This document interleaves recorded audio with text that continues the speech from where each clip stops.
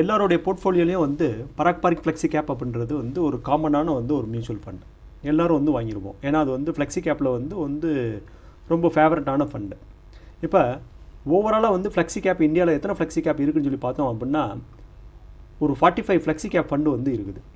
இந்த 45 flexi gap ஃபண்டில் பார்த்தீங்க அப்படின்னா பராக் பாரிக் ஃப்ளெக்ஸி கேப் 1 இயர் பர்ஃபார்மன்ஸ் எப்படி பண்ணியிருக்கு அப்படின்னு சொல்லி பார்த்தோம் அப்படின்னா 1 இயர் பர்ஃபார்மன்ஸில் பராக் பாரிக் ஃப்ளெக்ஸி கேப் எந்த ரேங்கில் இருக்குன்னு சொல்லி பார்த்தோம் அப்படின்னா 32 ரேங்கில் இருக்குது 1 இயர் பர்ஃபார்மன்ஸில். பயங்கரமான அண்டர் பர்ஃபார்மன்ஸு. அதனுடைய ரிட்டர்ன் பார்த்தோம் அப்படின்னா -0.95%. இப்போ இதுவே வந்து 3 இயர் பர்ஃபார்மன்ஸ் பார்த்தோம் அப்படின்னா 3 இயர் பர்ஃபார்மன்ஸில் வந்து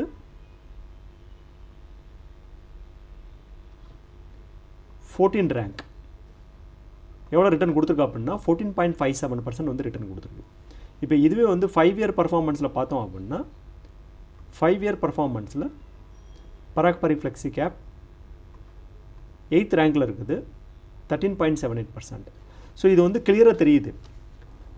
1 இயர் பர்ஃபார்மன்ஸில் வந்து அண்டர் பர்ஃபார்மன்ஸ்லாம் இருக்குது, 3 இயர் பர்ஃபார்மன்ஸில் கொஞ்சம் பெட்டராக இருக்குது, 5 இயரில் இன்னும் கொஞ்சம் நல்லா பெட்டராக இருக்குது. அப்போ இது என்ன தெரியுது அப்படின்னா 1 இயர் பர்ஃபார்மன்ஸ் தான் வந்து ரொம்ப இம்பார்ட்டண்டான விஷயம். ஏன்னா வந்து லாஸ்ட் 1 இயரில் வந்து எப்படி வந்து பர்ஃபார்ம் பண்ணியிருக்கு அப்படின்றது.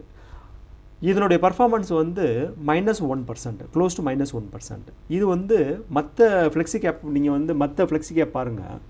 மற்ற ஃப்ளெக்ஸி கேப்பில் வந்து 1 இயர் பர்ஃபார்மன்ஸில் எந்த ஃபண்ட் நல்லபடியாக பண்ணியிருக்கான்னு சொல்லி பார்த்தோம் அப்படின்னா 1 இயரில் வந்து பெஸ்ட் பர்ஃபார்மிங் ஃபண்டுன்னு சொல்லி பார்த்தோம் அப்படின்னா குவான்ட் ஃப்ளெக்ஸி கேப்.